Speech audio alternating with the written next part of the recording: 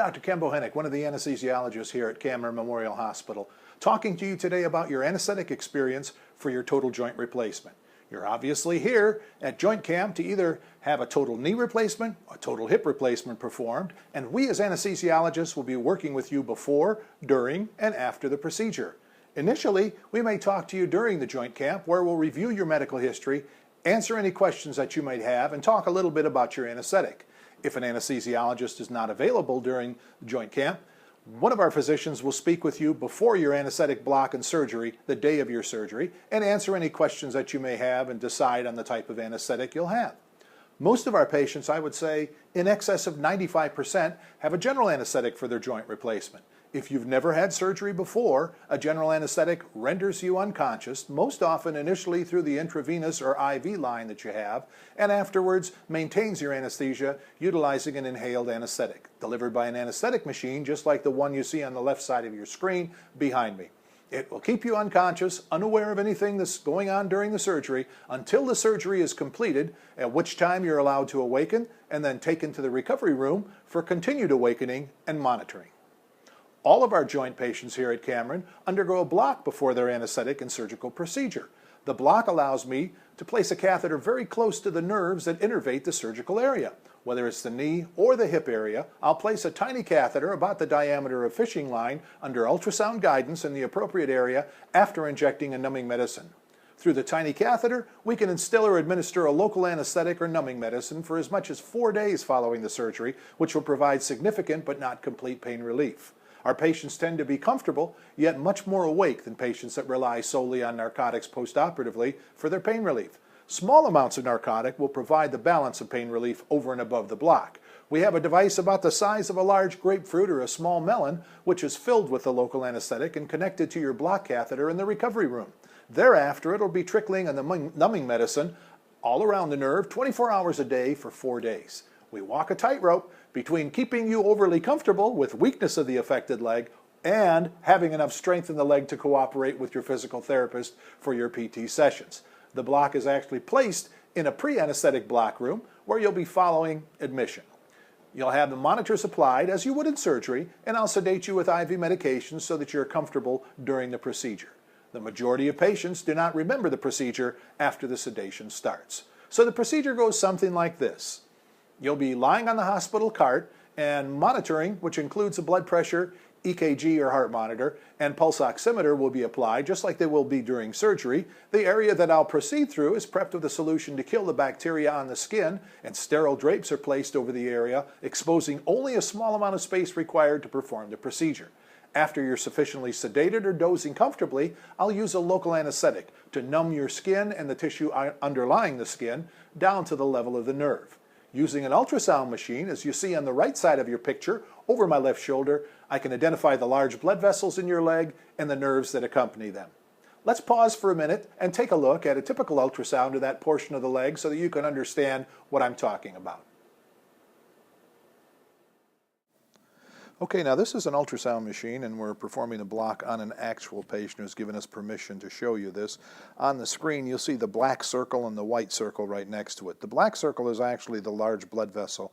We're turning on color enhancement now and you can see how it flashes with every pulse of the artery, and that helps us confirm that that is in fact the artery. The white structure in the center of the screen is actually the femoral nerve, which we block for total knee replacements. This particular procedure was a total hip replacement, so we're going out a little further, but this just sort of shows you the type of ultrasound that we see while we're performing this type procedure. Again, it allows us to follow the needle all the way from the surface of the skin down to where it needs to be. As we inject the medication, we can actually watch the medication expand the space. As you'll see, if we go a little further into this, be advancing the needle there, and you'll see a black circle opening up larger as I inject the medication here.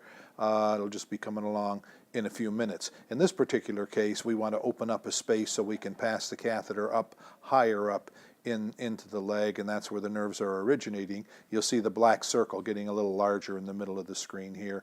And that's really all that we were hoping to show you on this particular example. After sufficient local anesthetic is applied to the area, a different needle is used to approach the nerve to be blocked under direct ultrasound guidance, meaning I'm watching the needle, the nerve, and the blood vessels as I advance the needle into the proper location. Once in the proper location, we inject a small amount of medication to verify that we are in the appropriate spot, watching how it spreads, assuring an appropriate distribution of the local anesthetic around the nerve to be blocked.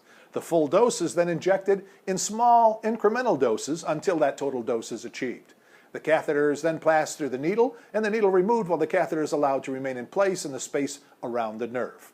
Let's pause again, and let's take a look at what the catheter would look like at completion of the block procedure. Okay, now you see the catheter coming out of the skin. I'm applying a tissue sealant to the catheter. It's sort of a super glue around it to help prevent it from slipping out of place, and also seals it to prevent bacteria from going down into the area where the catheter is. Next, I'm applying a substance which smells a little funny, but it makes the skin extra sticky so our dressing will stick very nicely and makes it resistant to the dressing falling off or coming off prematurely.